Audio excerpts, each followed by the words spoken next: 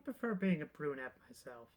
However, if I had my way, I would love to have black hair, but that's a whole nother subject. What we are talking about this time is Diamonds Are Forever. Compared to the other James Bond books, this one opens very differently. So with Casino Royale and Live and Let Die, we already start with Bond already way into his investigation of both cases. Moonraker starts out with Bond going over his usual Monday routine. Here we start with a very vivid description of a scorpion versus an insect. I kind of wonder if maybe Ian might have been inspired by the opening of Grapes of Wrath, because if I remember correctly, that book just started out with a tortoise walking across the road. Of course, a big rock is hurled at the scorpion, thus freeing the insect, and this is where our story actually begins. We open up in French Guinea. I hope I'm pronouncing that right. It's about 10 miles away from Liberia. The person that hurled the rock arrives there once every full moon. They package of freshly smuggled diamonds. The miners that these diamonds are coming from get a small percentage as they take them and hide them behind their teeth, where they then go to the dentist to have them extracted. It's rather interesting to note that the contact of this person is a former Luftwaffe pilot. I guess Ian really liked leaning into the whole Nazi theme like he did with the last book. But anyway, the drop works as usual. However, the person dropping off the diamonds to the pilot, he says that he wants to have an increase in his cut, as there is a lawman which is being a lot more strict on diamonds going in and out, known as steel toe. The pilot says he'll put this into consideration, which really just means, I hear you, but I really don't care. We do end up going back to some familiar territory, as we're back in M's office with a famous briefing section. There, they go over in detail as to what diamonds look like. And yes, for all you geologists out there, this is actually amethyst.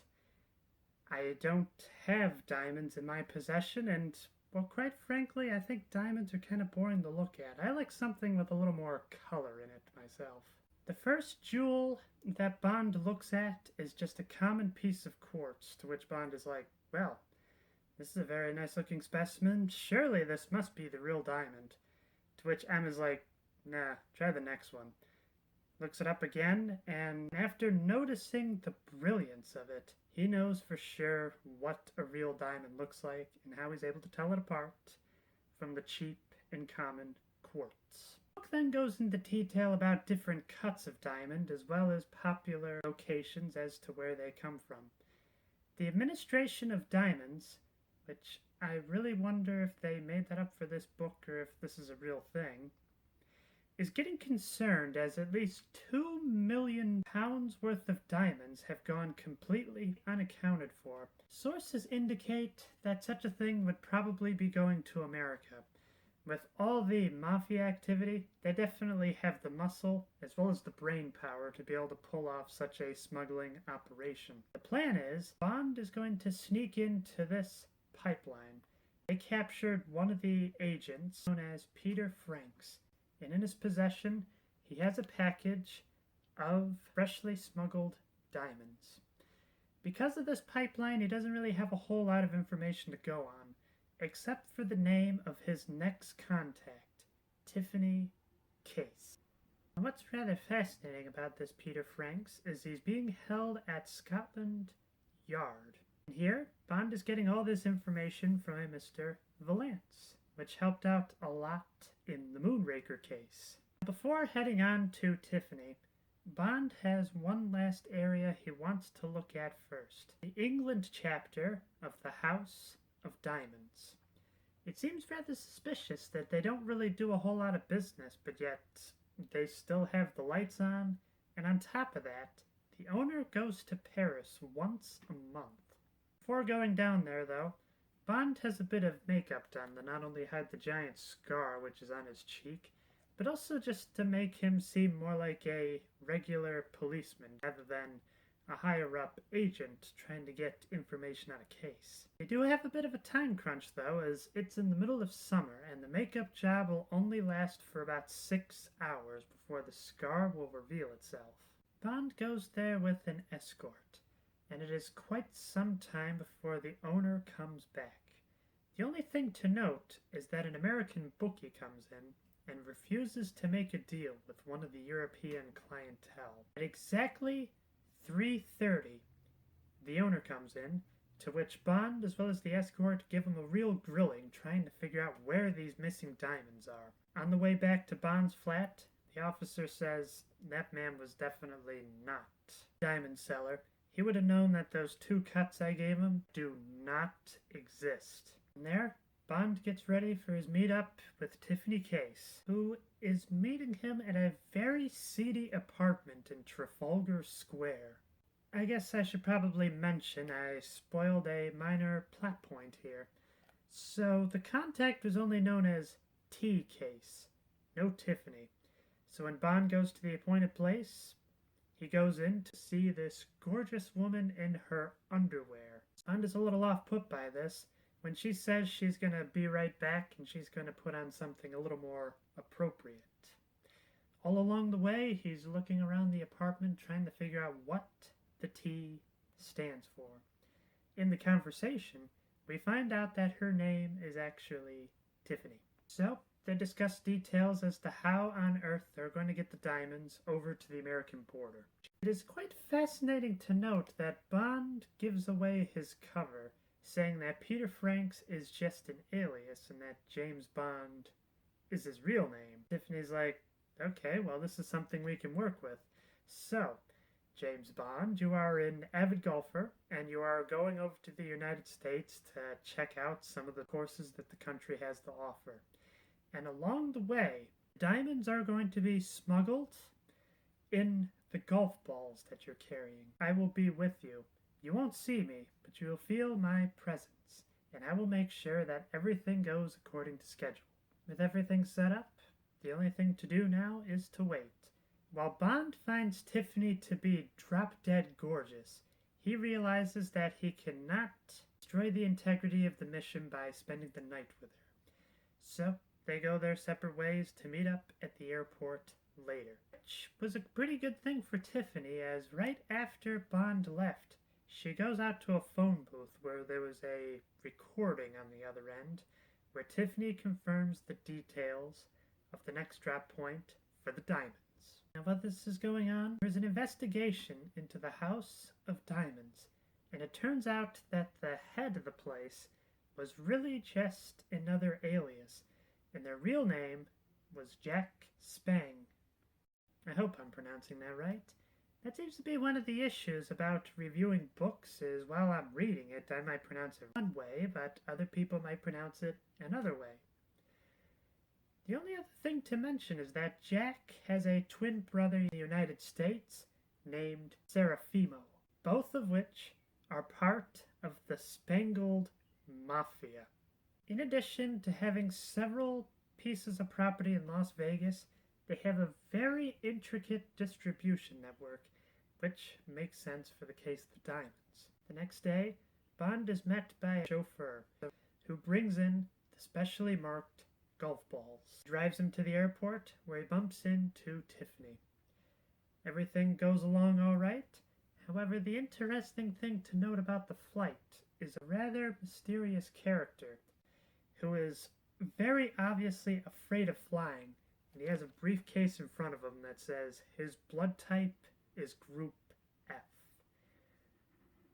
I have absolutely no idea what that means, because the only blood types I know of are A, B, AB, and O. So I have no idea what F is supposed to mean in this case. However, there is a name on the suitcase as well, a Mr. Winter. At the airport, Bond receives a little bit of a shock as the person says, "So, who do you shoot?" I beg your pardon? You know, you're average. What's your golf score? Oh, I'm usually on par most of the time. I don't know enough about golf to be able to give fake numbers, but that's generally how the interaction goes down. From there, everything seems to go quite smoothly. Tiffany was standing behind the whole time in case there were any altercations, but she did not need to intervene. Bond is met with another chauffeur, and they go to their next place. However, the golf bag with the specially marked golf balls is never to be touched by Bond. They go to their next location, where Bond bumps into a rather mysterious figure known as Michael Shady Tree. Everybody just calls him Shady. You know how credits have quotes in the middle for a nickname. But anyway, he's a small hunchback sort of character who has a small glass of milk next to him, which Bond theorizes this is probably to help out with some sort of ulcer-like issue. The chat is kept short when one of the chauffeurs comes in with the bag of golf balls. Shady Tree opens it up, to which, after seeing the real thing, he orders the rest of them to take care of the diamonds. Now, onto the form of payment.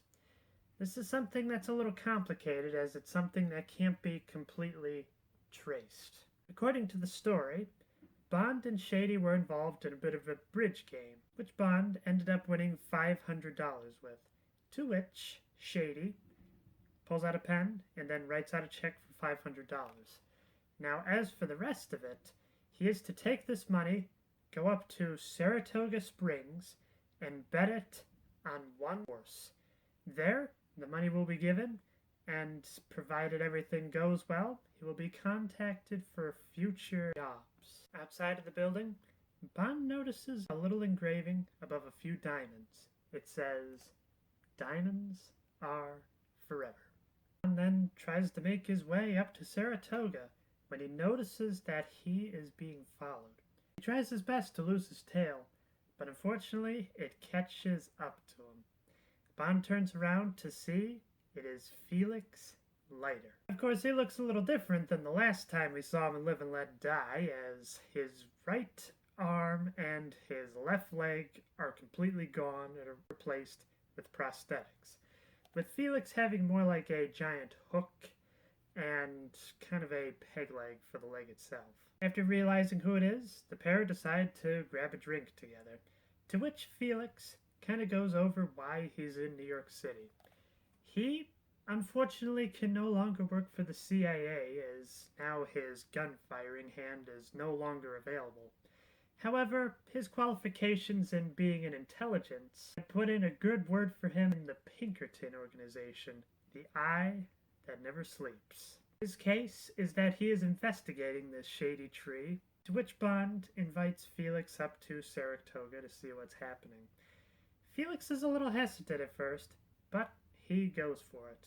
If nothing else, this is a little more to go on for the case against Mr. Tree. After the successful diamond job, Bond wants to celebrate with Tiffany, so they both go out to a very lavish meal. However, Bond is still on the clock, and he wants to try to get information out of Tiffany. And the only thing that she is able to give him is that she makes a phone call to her contact known as ABC. This kind of causes a bit of a rift between the two.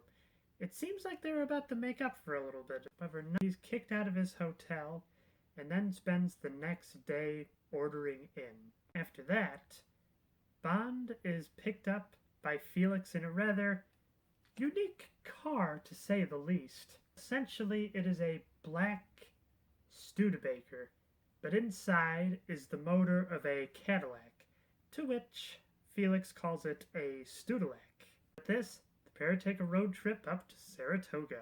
The accommodations at Saratoga are modest, to say the least, but it's enough to get the job done. From there, Bond wants to figure out how he can get a new job, and the pair theorize that to do this, perhaps they take care of the horse. With a bit of a bribe, Felix gives the jockey $3,000 to throw the race. The race is on, and just as Bond is instructed, he puts down his $500 on this shy smile. When things don't work out, he then calls up Mr. Shady Tree, to which Shady's just like, what? That horse was rigged. It was It was supposed to win. Why did the... All right, all right. Come down to the Tiara in Las Vegas. There you can play whatever game you want, but once you get the $5,000, leave the casino. And then our business will be done, Mr. Franks. Before making their way to Vegas, though, Bond wants to stop at one rather curious attraction, a mud bath.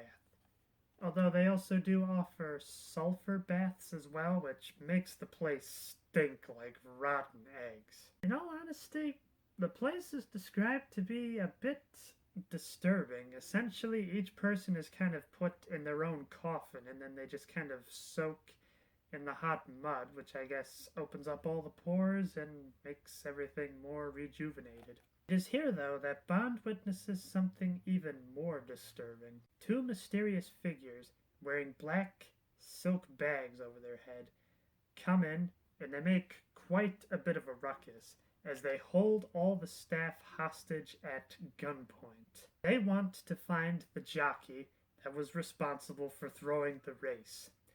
They find him, to which they drown him in the mud bath.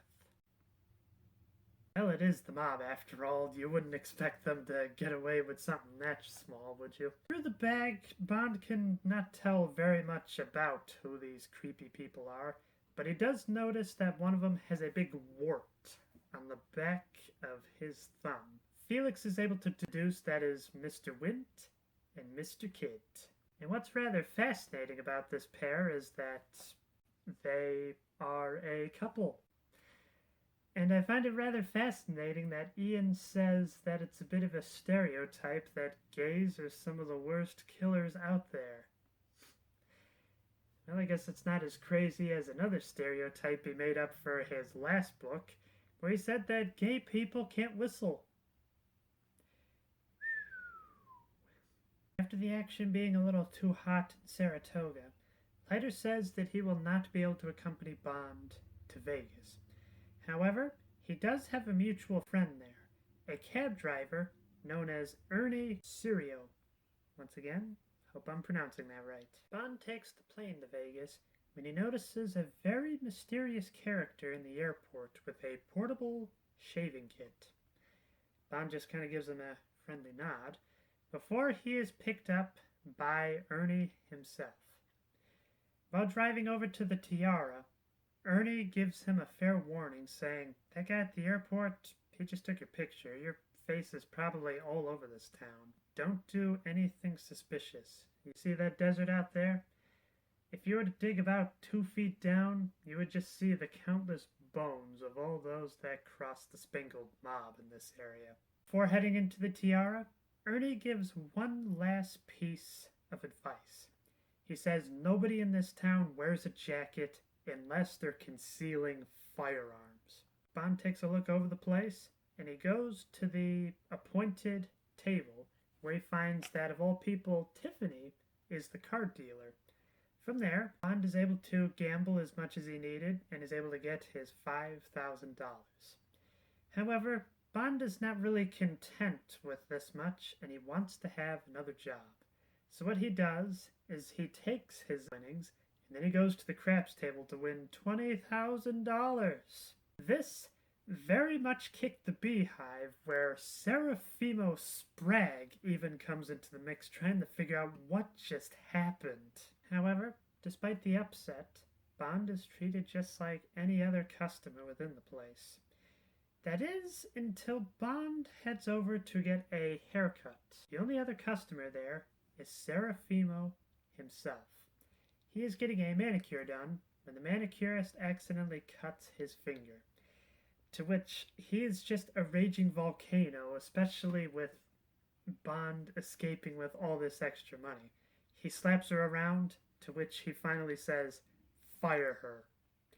However, he uses some more colorful language, shall we say. From there, Bond goes with Ernie under the guise that he is going downtown. And there is where Ernie is able to give Bond a little bit of information on the Springs. It turns out that they are obsessed with the Old West, and they have this ghost town that they bought and they completely renovated that is their base of operations. No sooner after saying this does Ernie realize that they are being followed by the Purple Mob. I feel like it would have made more sense to say Spangled Mob because, well, that is where Seraffimo is, and obviously he is annoyed about the whole casino thing being botched, but it is the Purple Mob, apparently. It is quite a thrilling car chase, and unlike Moonraker, which was really just kind of going over the beats of Casino Royale, this one is a lot more unique, as it is Bond that is the one being chased around rather than Bond doing the chasing. And on top of that, the car also gets totaled because, yeah, we're reading an Ian Fleming book. It seems like the hero's car has to get trashed in some way or another. And Ernie is unfortunately badly hurt. Bond tries his best to carry Ernie to a drive-in theater and try their best to hide out there. Unfortunately, the Purple Mob was too smart for them and was able to collect them. The fate of Ernie unfortunately hangs very much in the balance. As for Bond, he is taken to Specterville. Bond is held at gunpoint and is slowly gestured to make his way to an old-time saloon. While it was difficult, he is able to get rid of both of his captors and then goes into the saloon. There, he finds the two henchmen wearing the silk bags, as well as Tiffany being held at gunpoint. Seraffimo wants to know who he is working for, to which Bond still tries to go under the story that he just wanted to get a little extra money to be able to get a new job. To which Seraffimo's just like, all lies, Mr. Bond. We know that the cab driver you are working with runs for the Pinkertons. And on top of that, we got word that the real Peter Franks had just been let go. So we know that you are a fake. Who are you, and what do you want? When Bond doesn't talk, Seraffimo says, give him an 80% Brooklyn stomping. After that, Mr. Wint puts on these really thick boots and then proceeds to just kick Bond into submission. However, battered and bruised and even blacking out, he still doesn't tell what his real mission is. Bond wakes up to a terrible ringing in his ears, but eventually it starts to all come into clarity as he realizes that above him is the figure of Tiffany, trying to get him back to the world of the living. While everybody went to bed, Tiffany managed to get Bond all his necessary equipment, his money, his passport, as well as his pistol. From there, the pair head to an old handcart where they try their best to escape, when just off in the distance, they see an old-fashioned steam locomotive is slowly gaining up on them. At first, it feels like they're having the upper hand. They got quite a distance between them, and they're still going along just fine. However, the cart then immediately runs out of gas. Just up ahead, the pair notice that there is a spur in the line, so basically you got like two different directions it's going in. With all their strength, they manage to push this handcart off to the side, and then wait for Seraffimo to come with the train. As Seraffimo speeds on by, Bond squeezes 4 bullets into him. Without a driver to be able to stop it, the train immediately goes right into the mountain sign, explodes in a fantastic fury. It is there that Bond ends up passing out from the sheer pain that he is in. From there, it's up to Tiffany to carry him to safety. And wouldn't you know that the one car that manages to pick up the struggling couple is the famous Studeback that belongs to Felix Leiter. Now, through the events up to this point, Bond is able to take up 3 key members of the Spangled Mob. Obviously, this is something they are not going to forgive and forget. So the plan is to get the pair to Los Angeles. Hopefully, they can find a doctor to be able to patch up Bond, and then from there, they'll fly to New York City and then take a boat back to London. All along the travels, Bond is wondering if perhaps Tiffany is the one that he wants to marry someday. However, this is really just a fleeting thought as he keeps returning back to the case. Everything seems to go all right when Mr. Wint and Mr. Kidd go on board the ship. On board, the pair get really comfortable with each other, with Tiffany wanting the full treatment, which is basically to say she wants to sleep with him. Bond renders this service when he is able to get some very disturbing news from his chief of staff. So first, on to the good point. They find out that the mysterious ABC is really just the head of the House of Diamonds in London. Apparently Rufus B. Say turns out to be ABC in French. I don't get it either. But really the main point of that transmission was the idea that Mr. Wint was on board and he had been hired to kill Tiffany for the tune of $20,000. After this, Bond immediately picks up the phone and tries to call her cabin. However, there is no answer. He breaks down the door and realizes that the whole place had been trashed, but Tiffany nor Winter Kid are in the room. So, Bond decides to take a look at the directory and realizes that Mr. Wint is in the cabin just below his. Instead of going through the front door like they would expect, he creates a makeshift rope and climbs down the side of the boat and breaks into the cabin that way. On the outside, Bond is able to hear not only the two assassins, but also the voice of Tiffany. He immediately jumps right through the window, knocking both of them completely by surprise. Bond then urges Tiffany to go into the bathroom while he takes care of business. From there, Wint and Kidd are discussing to each other in code as to how they are going to take out Mr. Bond. With this, Bond immediately takes shots at Kidd, killing him. And with Wint left, Bond wants to know some information. However, Wint is not going to volunteer anything and decides to throw a knife at him. The knife hits him, but it's nothing fatal. So Bond delivers his last bullet in the chamber, taking care of the couple. Bond then goes into the bathroom victorious to say that they have won. However, Tiffany is more concerned at the knife wound and the blood coming out of it. Tiffany tries her best to be able to tend to the wound. However, Bond has to figure out what to do with this fresh crime scene. Basic idea is that he's going to rig it so it looked like Wint killed Kidd, and then Wint, in doing so, jumped out the window and committed suicide. Bond then cleans the area of fingerprints and realizes that the gun that is in Mr. Wint's hand has no serial number, so it cannot be traced whatsoever. Once again, the book really just kind of ends with the idea of doing a fair bit of cleanup, with M wanting to know why he killed these two people. After Bond explains, everything is alright, but things need to be cleaned up.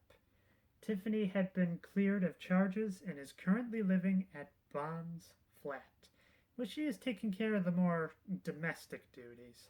With all the major players out of the way, the pipeline closes. It is another full moon, and the contact is there with another fresh supply of diamonds. However, instead of the pilot, it is Rufus this time saying that the pipeline is closing, the jig is up. And just then, a gigantic garrison of troops, as well as James Bond, arrest the pair, and the case is solved.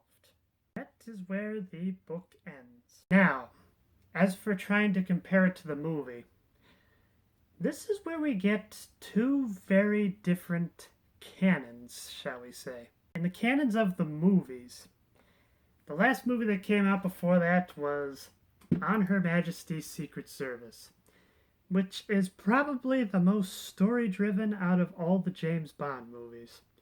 No Time to Die is also kind of story-driven as well, but this one even more so. And it ends on a bit of an unresolved cliffhanger.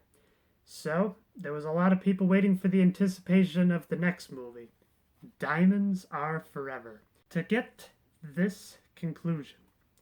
Now, I'm not going to tell what the spoiler is because It's a pretty intense spoiler, and dang it, I do not want people to miss out on one of the greatest James Bond films on Her Majesty's Secret Service. Let's just say, after the events of the movie, everybody was really hyped up for a crazed Bond on a mission of pure revenge, which the pre-title sequence kind of sets this up a fair bit, and Bond actually does end up getting his revenge by the end of it.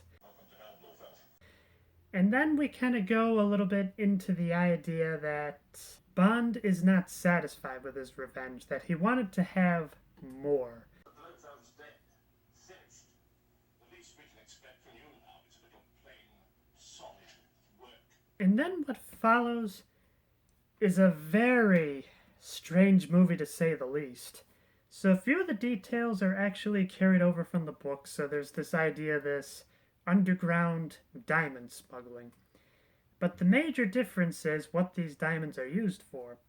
So in the book, it is really just used for pure cash to be able to make some more money for the Spangled Mob. In the movie, the diamonds are used to create a giant laser gun to render the world's defensive missile system completely inoperable. What's rather fascinating about this is all being perpetrated by Ernst Stavro Blofeld, which at this point he had been defeated by Bond 3 times and the world doesn't really take him seriously anymore. The first threat is Blofeld attempts to capture spacecraft from both the United States and the USSR. And because of all this back and forth, there was going to be a fair bit of a war going on. And then from there, Blofeld was going to emerge victorious with a whole bunch of extortion money. Didn't happen. And then in the next movie, I don't think this is too much of a spoiler, Blofeld attempts to hold the world again hostage with this biological warfare that he has set in place. Once again, Bond defeats it.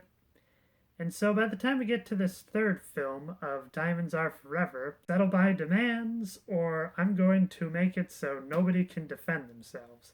To which they're just like, yeah, we've heard that one before. So it doesn't go anywhere, and Blofeld decides to put one last show of force into Washington, D.C.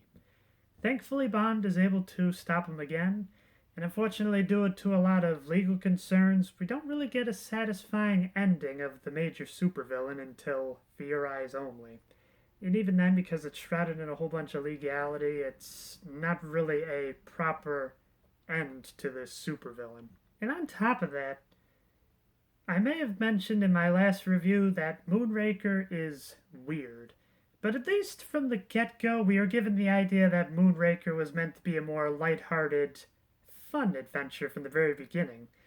But the movie of Diamonds Are Forever just begins with a very dark and serious tone, and then it just gets really odd and silly as the movie goes on. It's not really a movie I return to very often. It's just weird. I'm fine with the idea of a fun adventure, but after the events of On Her Majesty's Secret Service, I was ready for the dark and gritty revenge story that we never really got. But thankfully, in the book series, we did get that with You Only Live Twice, which I was very happy about. Now, this is where things get a little interesting in terms of reviewing the Bond books. So the next books in the series are From Russia with Love, which I already made a review of that, followed by Dr. No, which I did a review of that as well, and then Goldfinger, which I also did a review as well. So in terms of me recording new content, I'm just going to pick it up with the next book in the series, For Your Eyes Only. Till next time, keep having fun.